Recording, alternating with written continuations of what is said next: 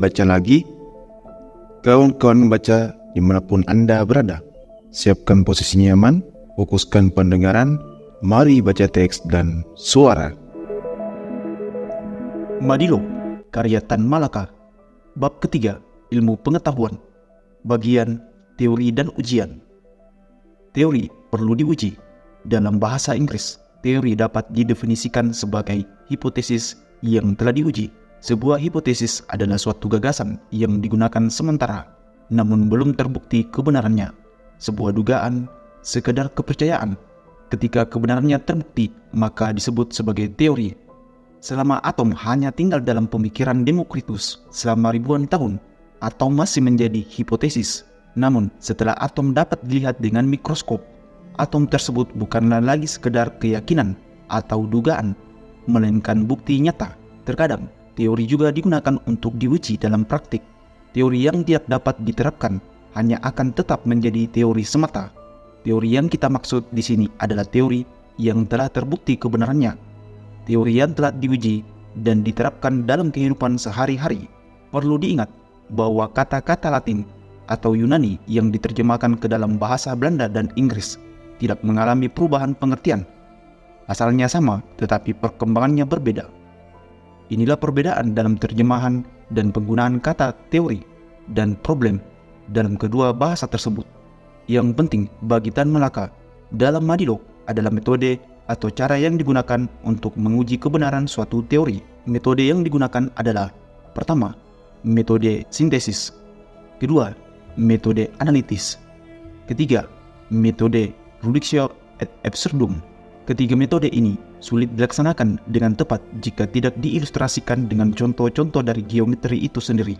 Oleh karena itu, kita akan berperan seolah-olah sebagai siswa sekolah menengah untuk menguji kebenaran suatu teori. 1. Metode sintesis. Metode sintesis digunakan dengan mengambil contoh teori Pythagoras, seorang filsuf Yunani terkenal dari lebih 2500 tahun yang lalu. Teori ini bukan hanya memberikan contoh yang baik untuk menerapkan metode sintesis, tetapi juga sebagai penghormatan kepada pemikir besar pada zaman kuno. Bersama dengan pemikir Yunani lainnya, dianggap sebagai perintis dalam ilmu pengetahuan. Teori terlampir.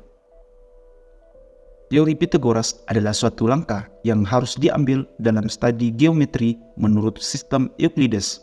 Ada beberapa cara untuk menguji teori ini. Tan Malaka dulu tahu beberapa metode, tetapi sekarang sudah lupa. Namun, ujian berikut ini cukup baik untuk tujuan kita. Dalam perjalanan kita harus melewati 4 tingkat. 1, 2, 3, 4 sebelum mencapai akhir. Setiap tingkat tersebut merupakan teori geometri, tetapi tingkat 3 dan 4 adalah teori atau hukum yang digunakan dalam aritmetika dan juga dapat digunakan dalam aljabar. Setiap teori yang digunakan dapat dibagi lagi menjadi teori yang dipelajari sebelumnya. Metode sintesis melibatkan penggunaan teori-teori sudah dikenal untuk membuktikan kebenaran teori yang harus diuji. Kita bergerak dari yang sudah diketahui ke yang belum diketahui. Kita menggunakan semua teori yang sudah diketahui untuk menjelaskan yang belum diketahui. Seolah-olah kita naik tangga dalam proses ini. Namun, jika kita menggunakan metode analitis, kita bergerak ke arah sebaliknya. Kita turun tangga dalam proses ini. 2. Metode analitis. Teori terlampir. Di sini, kita tidak perlu memahami atau segera mempelajari teori yang bisa digunakan untuk mencapai tujuan kita. Terkadang, jika kita memikirkannya dengan lama atau menyimpannya di dalam pikiran, maka setelah 1 atau 2 jam, 1 atau 2 hari, saat mandi atau bermain bola, saat minum es atau makan gado-gado, jawabannya tiba-tiba muncul. Namun pendekatan ini tidak dapat digunakan dalam ujian. Jika pendekatan yang singkat tidak memberikan hasil, kita menganggap teori ini benar. Jadi, sudut ABCD perlu kita uji adalah 30 derajat. Kita bertanya, apa akibatnya?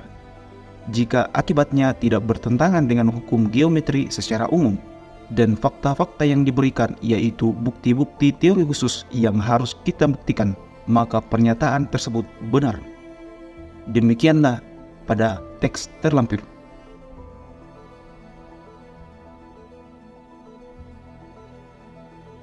Dan ini benar, sesuai dengan apa yang telah terbukti sebelumnya. Quod erat demonstrandum, demikianlah sudah terbukti. Seperti yang terlihat di atas, kita bermain dengan kalau dan andai. Dari awal sampai akhir, dari hal yang harus kita uji sampai ke dasar geometri, kita bermain dengan andai.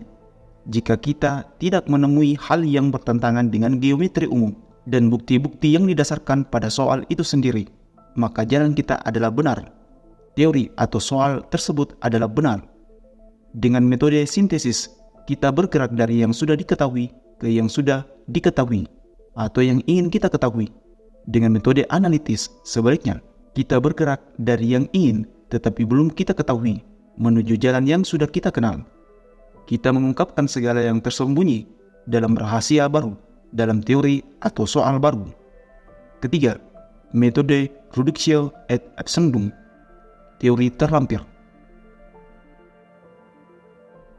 Dalam Madilo, Tan Malaka menjelaskan, jika ada garis kedua bersiku jatuh dari C ke AB misalnya, garis CE, maka sudut CED sama dengan 90 derajat. Jika jumlah dari tiga sudut CDE sama dengan 90 derajat ditambah 90 derajat ditambah X derajat, atau 180 derajat ditambah X derajat yang lebih besar dari 180 derajat. Ini bertentangan dengan hukum yang sudah dikenal dalam geometri, yaitu bahwa jumlah semua sudut dalam sebuah segitiga selalu 180 derajat. Oleh karena itu, asumsi tersebut tidak masuk akal. Itu bertentangan dengan hukum yang sudah dikenal. Oleh karena itu, teori yang ingin kita uji di atas adalah benar. Dalam pendekatan ini, pertama-tama, kita berasumsi bahwa akibat dari teori tersebut salah. Kita bergerak mundur dari akibat ke pangkal. Akhirnya, kita tersesat karena kita menemui sesuatu yang bertentangan dengan hukum atau teori geometri yang telah diakui kebenarannya. Jadi, pada akhirnya, kita yakin bahwa akibat dari teori yang ingin diuji itu sendiri tidak salah. Semua pendekatan lainnya malah menyesatkan kita. Jika akibat disalahkan, maka dasar-dasar geometri yang telah diakui kebenarannya juga harus disahkan. Dalam problema yaitu pembuatan gambar geometri menggunakan penggaris dan jangka, kita juga menggunakan dua pendekatan pertama yang telah disebutkan sebelumnya, sintesis dan analitis. Ada satu pendekatan lain yang dapat digunakan, yaitu interaction of logic atau pertemuan jalan. Setelah gambar geometri dibuat seperti pada teori, kita harus menguji kebenaran gambar yang telah kita hasilkan. Kita menguji apakah gambar tersebut memenuhi persyaratan yang diminta oleh problema.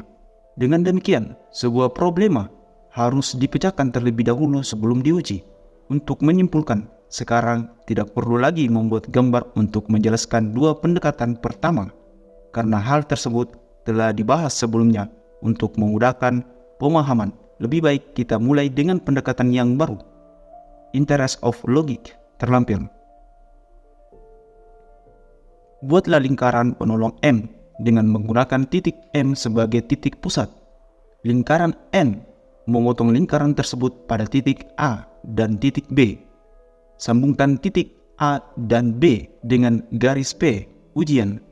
Gambarlah garis penolong MA dan MB. Dapat dilihat bahwa sudut MAP dan MBP bersiku 90 derajat karena keduanya berada pada lingkaran. Garis PA dan PB tegak lurus terhadap jari-jari MB dan MA. Sebagai hasilnya, kedua garis PA dan PB merupakan garis singgung. Perhatikan sudut MBP. Sudut tersebut adalah 90 derajat karena bertemu pada setengah lingkaran PBM. Ini merupakan pertemuan antara garis PB dan NB di titik B. Titik B pada garis titik B pada dua garis PB berada pada seluruh lingkaran M, di mana kedua lingkaran tersebut bertemu seperti di titik B. Itulah tempat titik B dari garis PB dan titik B dari garis MB bertemu. Bersambung ke bab 3 ilmu pengetahuan, bagian cara berpikir matematis dan kehidupan. Sekian dan terima kasih. Semoga bermanfaat.